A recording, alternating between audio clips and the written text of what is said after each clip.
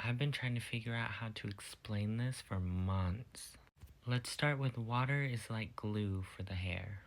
And what do we know about glue? What does it do when you put it on paper? Makes it sticky, obviously. What else? Any guesses? It adds weight. It makes it heavier, right? Just like when you put product in your hair and it makes it fall. Well, it does that to the hair too, water. It makes the hair heavier. It weighs it down. So let's say you fade the sides and you wet down the top to cut it because you want to cut it wet, and then you see some weight where you thought, oh, I'm pretty sure I faded that line, and now it looks like there's some weight there, something I need to cut off. So you start cutting it with the sides where you think there's a line, and then you blow dry them and there's a hole, or it's really short in one spot where previously you thought that it blended well. Keep that in mind and then take this and think about this for a second, and it also is going to relate to what I'm trying to say here. What do we know about curly hair? Okay, I got this busted old wig.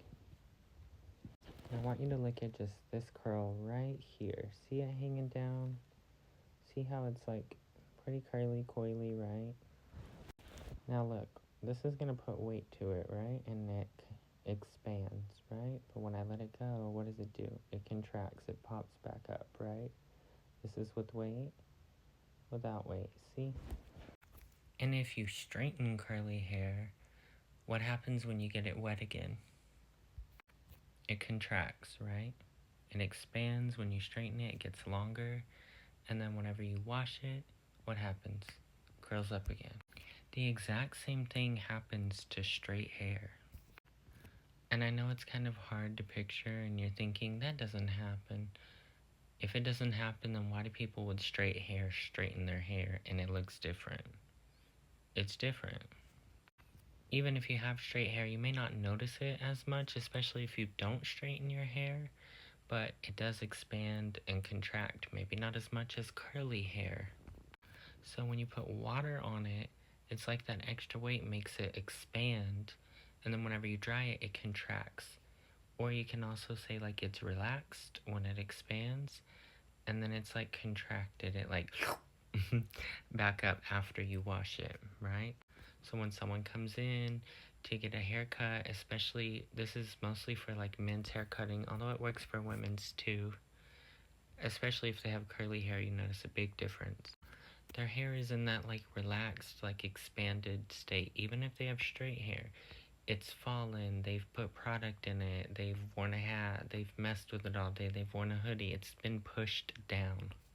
You can still do the haircut whenever it's in that state, like when they come in, even if they're curly, you know, their curl has relaxed a little bit, you can still cut it in that state.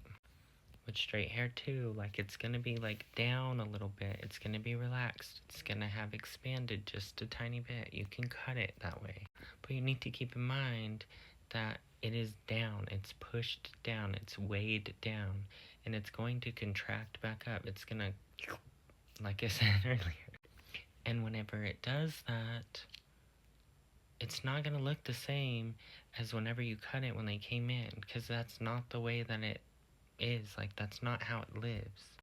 So I do my haircut in the like expanded, like relaxed, like kind of weighed down state that the hair is in whenever a client comes in, but then I wash it, dry it, style it or whatever, and then I go back in detail. You need to keep this in mind for your whole haircut, especially if you're cutting and you're not washing them after, or you're spraying with a water bottle and you're leaving it wet and letting them leave that way. Like, your haircut is going to look different when it dries.